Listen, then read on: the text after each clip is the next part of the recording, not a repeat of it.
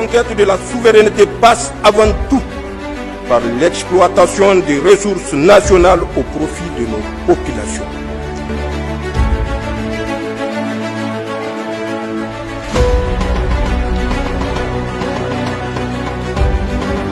Ce mardi 27 janvier 2026, dans l'après-midi, le cabinet du Premier ministre a été le théâtre d'une intense activité diplomatique.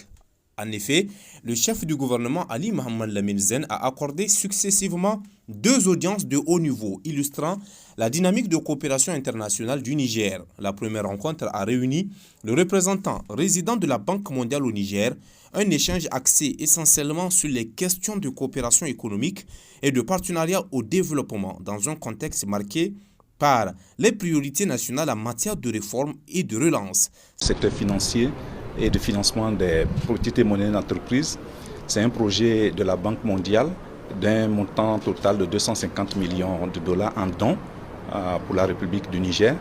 Et nos discussions ont porté sur la restitution des discussions techniques qui ont eu lieu avec les différentes parties prenantes du projet.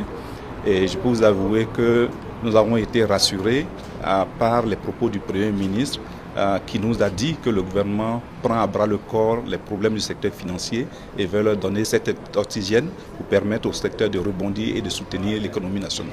Le Premier ministre a ensuite reçu l'ambassadeur de la République populaire de Chine au Niger. Là encore, les discussions ont porté sur le renforcement des relations de partenariat et de coopération bilatérale entre Niamey et Pékin.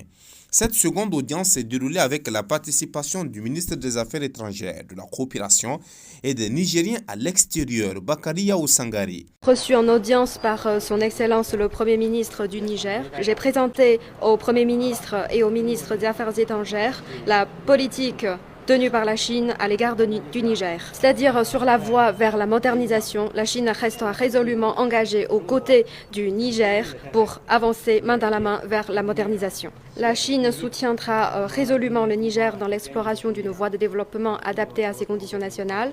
Nous soutiendrons résolument le Niger dans sa lutte contre le terrorisme et les ingérences extérieures. Nous soutenons fermement le Niger dans son effort pour défendre sa souveraineté, sa sécurité et ses intérêts de développement. Nous remercions également le Niger pour le soutien résolu qu'il a apporté à la Chine sur les questions liées à Taïwan et aux droits de l'homme, ainsi que dans des enceintes multilatérales et internationales. Cette année marque une année importante pour les relations sino-nigériennes et pour les relations sino-africaines.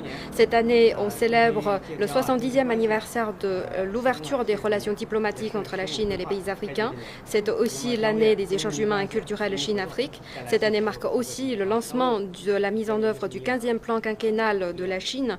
Je suis sûre que cela apportera de nouvelles opportunités importantes pour le développement de notre coopération. La Chine travaillera aux côtés du Niger pour renforcer la coopération dans tous les domaines afin d'apporter de plus grands bénéfices au peuple nigérien.